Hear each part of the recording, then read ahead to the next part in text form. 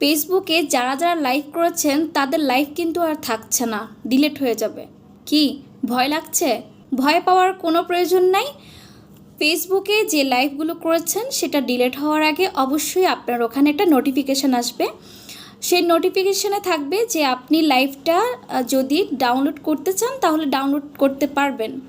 চাইলে আপনি আপনার গুগল ড্রাইভও রেখে দিতে পারেন, কিন্তু আপনার যে লাইভটা সেটা ডিলিট হয়ে যাবে।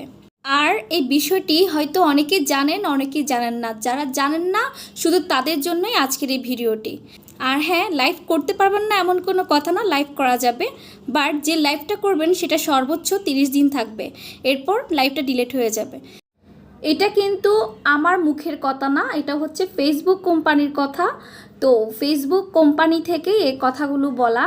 তো আপনাদের ইম্পর্টেন্ট যদি কিছু থেকে থাকে তাহলে খুব জলদি জলদি সেটি ডাউনলোড করে ফেলুন, নয়তো আপনার ফেসবুক লাইভ ডিলিট হয়ে যাবে।